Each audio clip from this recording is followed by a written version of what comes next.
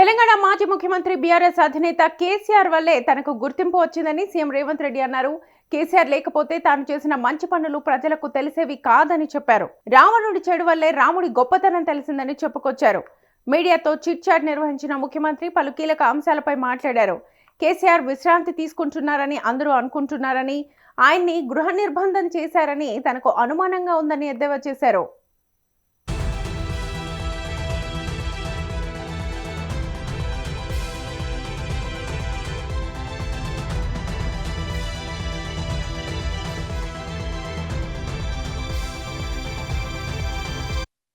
దేశంలో నియోజకవర్గాల పునర్విభజనపై BJP MP Laxman ఏదేదో మాట్లాడుతున్నారని, తెలంగాణలో రాష్ట్రపతి పాలన పెడతామని ఆయన అంటున్నారని మండిపడ్డారు.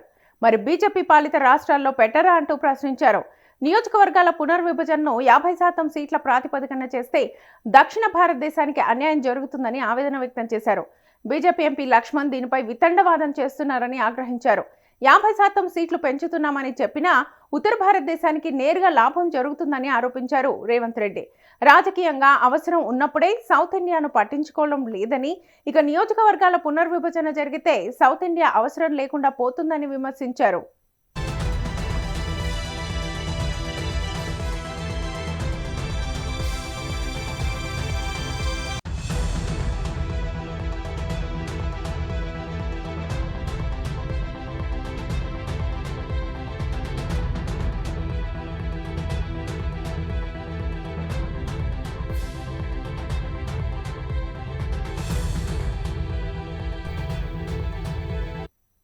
ఇది పార్టీల సమస్య కాదని, సౌత్ ఇండియా ప్రజా సమస్య అని చెప్పుకొచ్చారు.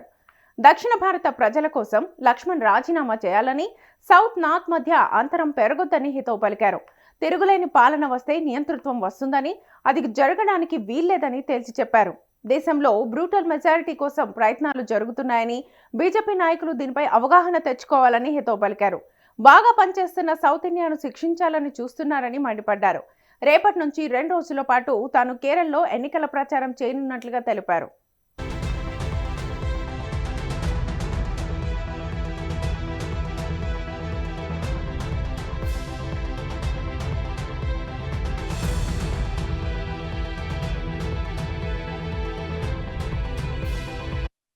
రాష్ట్ర ప్రజలందరికీ త్వరలోనే క్యాన్సర్ పరీక్షలు నిర్వహిస్తామని భరోసా కల్పించారు రేవంత్ రెడ్డి. పంట మార్పిడి విషయంలో రైతులపై ఒత్తిడి తీసుకురామని, వారికి అవగాహన కల్పిస్తామని తెలిపారు. పేదలకు ఇచ్చే సన్నబియ్యం కోసం 14,560 కోట్లు ఖర్చు పెడుతున్నామని, దాంట్లో కోతలు పెట్టమని స్పష్టం చేశారు. సన్నబియ్యం పక్కదారి పట్టడం లేదని తెలిపారు. మంత్రి ఉత్తమ్ కుమార్ రెడ్డి సన్నబియ్యంతో అసెంబ్లీలో అందరికీ మంచి భోజనం పెట్టారన్నారు. పేదలందరికీ ప్రభుత్వ పథకాలు ఖచ్చితంగా అందుతాయని పేర్కొన్నారు.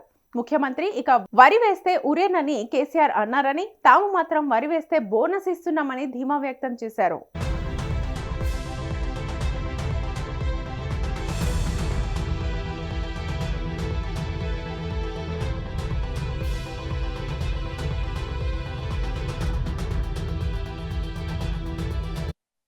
తనకు కేసీఆర్ కు పోలిక లేదని, ఎన్నికల వేళ తాము ఏం చెప్పామో అదే చేస్తున్నట్లుగా తేల్చి చెప్పారు. కేసీఆర్ చెప్పిన దానికి చేసిన దానికి సంబంధం లేదని, ఆయన ఉండటం వల్లే తనకు పేరొచ్చిందని ఎద్దేవా చేశారు రేవంత్.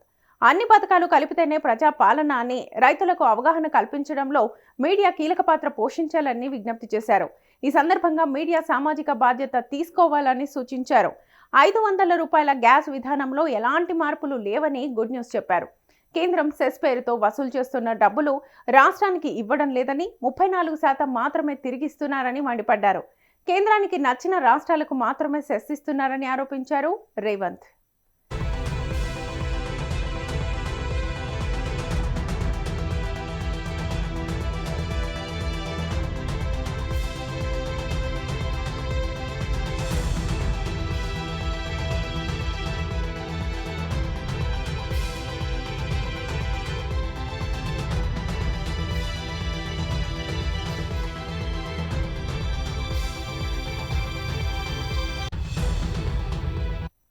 నిన్న అసెంబ్లీలో కూడా సభకు గులాబీబాస్ హాజరు కాకపోవడంపై రేవంత్ రెడ్డి తీవ్రంగా అసహనం వ్యక్తం చేశారు.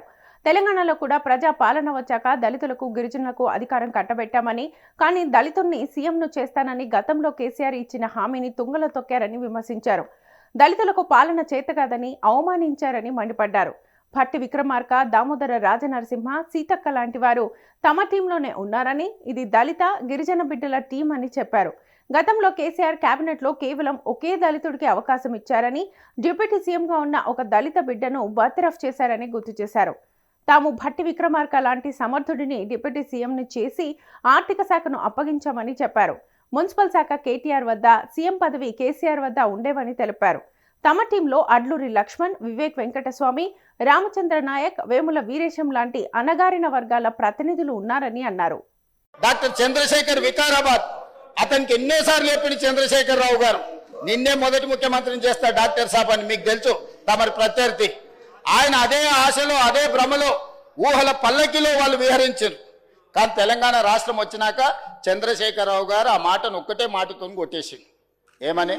దళితులకు పరిపాలన చేత కాదు, ఈ తెలంగాణలో ఎన్నో సమస్యలు ఉన్నాయి, ఈ సమస్యలను అన్నిటిని పరిష్కరించాలంటే దొర మాత్రమే తెలంగాణకు ముఖ్యమంత్రి కావాలి, దళితులు అవ్వడానికి వీల్లేదని అత్యంత అవమానకరంగా ఉద్యమంలో త్యాగాలు చేసి, ఉద్యమంలో ఆత్మ బలిదానాలు చేసుకొని ఎన్నికల్లో బీఆర్ఎస్ కు ఓట్లేసి గెలిపించిన దళితులను నట్టేట ముంచి చంద్రశేఖరరావు గారే ఈ తెలంగాణకు ముఖ్యమంత్రి బాధ్యతలు తీసుకున్నాడు అధ్యక్ష. కానీ బీఆర్ఎస్ లో కేవలం కేసీఆర్ కుటుంబ సభ్యులైన హరీష్ రావు, రామారావు, కవితారావు, సంతోష్ రావు లాంటి వారికి ప్రాధాన్యత దక్కిందని చెప్పారు. పదవులు కూడా వినోద్ రావు, సంతోష్ రావు వంటి వారికే ఇచ్చారన్నారు. తమది సామాజిక వర్గాల కలయిక అని, మీది ఒకే కుటుంబం పర్యవేక్షణలో ఉండే టీం అని సభలో తెలిపారు. డిప్యూటీ సీఎం భట్టి విక్రమార్క ప్రవేశపెట్టిన బడ్జెట్ను అవమానించేలా ప్రతిపక్షం ప్రవర్తిస్తోందని సీఎం రేవంత్ మండిపడ్డారు. భట్టి సెంట్రల్ యూనివర్సిటీలో చదువుకున్నారని, జ్ఞానంలో ఎవరికైనా పరీక్ష పెడితే ఆయనే మొదటి స్థానంలో నిలుస్తారని చెప్పారు. అట్లాంటి దళిత బిడ్డను ప్రధాన ప్రతిపక్ష నాయకుడిగా చేసినప్పుడు కూడా కేసీఆర్ ఓర్వలేకపోయారని, 19 మంది ఎమ్మెల్యేలను తగ్గించి ఆయన హోదాను గుంజుకున్నారని తెలిపారు.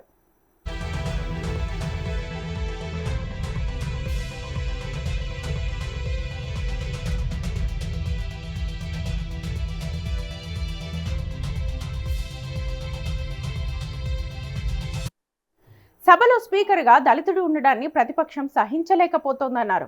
ఒక దళితుడు స్పీకర్గా సభను నడపలేడనే సందేశాన్ని బయటకివ్వాలని కుట్ర చేస్తున్నారని పేర్కొన్నారు. అందుకే గంటల కొద్దీ పోడియం వద్దే కూర్చుని సభను స్తంభింపజేస్తున్నారు. దళితుడి పైన కూర్చుంటే దొరబిడ్డలైన తాము కింద కూర్చోవాలా అనే అహంకారంతోనే కేసీఆర్ అసెంబ్లీకి రావడం లేదని వ్యాఖ్యానించారు. హరీష్ రావుకు స్పీకర్ ఎన్నిసార్లు అవకాశం ఇచ్చినా విఘ్నత ప్రదర్శించలేదని, పోడియం వద్దే కూర్చుని సభను అవమానించారని ఫైర్ అయ్యారు. దళితుల పట్ల కేసీఆర్ పార్టీకి ఉన్న కక్ష, వివక్ష సభలో స్పష్టంగా కనిపిస్తోందని తెలిపారు. దళితుడు స్పీకర్గా ఉన్నంతకాలం సభను నడవనివ్వకూడదని అనే ఉద్దేశం వారి ప్రవర్తనలో కనిపిస్తోందని అన్నారు.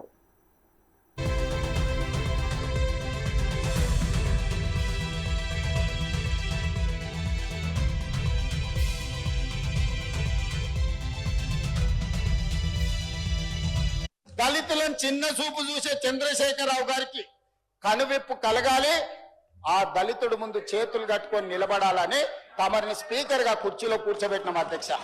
ప్రతి క్షణం ఏ దళితులనైతే చంద్రశేఖరరావు గారు వారి పార్టీ అవమానించిందో ఆ దళితుడు ముందు నాకు మైకు కావాలి, మీరు కరుణించండి, మీరు దయ చూపండి, ఇన్నాళ్ళు నేను చేసిన పాపాలకు ఈనాడు శిక్ష అనుభవిస్తున్నాని మీ ముందర చేతులు కట్టుకునే విధంగా మిమ్మల్ని ఈరోజు స్పీకర్ గా మా ఎమ్మెల్యేలందరూ మా పార్టీ తమని ఆ కుర్చీలో కూర్చోబెట్టారు అధ్యక్ష. అందుకే ఈరోజు ప్రధాన ప్రతిపక్ష నాయకుడు సభకు వస్తలేడు. ఎందుకంటే ఒక దళితుడు ముందు నిలబడి నేను మైక్ అడగాలనా, ఒక దళితుడు పైన కూర్చుంటే నేను కింద కూర్చోవాలనా, దొరబిడ్డనై ఉండి దళితుడు ముందు కింద కూర్చోవడం ఏంది అని ఈ రోజు సభకు రావడం లేదు. అది వారి విజ్ఞత, అది వారి ఆలోచన. పోని ఆయనకు అహంకారం ఉంది, వయసు మీద పడ్డది, లేకపోతే మనకంటే వయసులో పెద్దోడు అని ఆయనను కొన్ని విషయాలలో మనము చూసి చూడనట్టు ఉన్నా వీళ్ళకేం పోయే కాలం అధ్యక్ష, ఏం పోయే కాలం ఇవాళ ఒకటే చెప్పదలుచుకున్నా. భట్టి విక్రమార్క గారు, అడ్లూరి లక్ష్మణ్ గారు, లేకపోతే వివేక్ గారు, లేకపోతే మా అన్న దామన్న గారు, రామచంద్ర నాయక్ గారు, లేకపోతే వేముల వీరేశం గారు, అద్దంకి నాయక్ మేమిస్తే వాళ్ళు ఎవరికి ఇచ్చారు అధ్యక్ష? చంద్రశేఖర్ రావు గారు, హరీష్ రావు గారు, రామారావు గారు, దయాకర్ రావు గారు, వినోద్ రావు గారు, కవితారావు గారు, సంతోష్ రావు గారు, ఇవన్నీ పుణ్యానికి నామినేటెడ్ పోస్టులు అధ్యక్ష.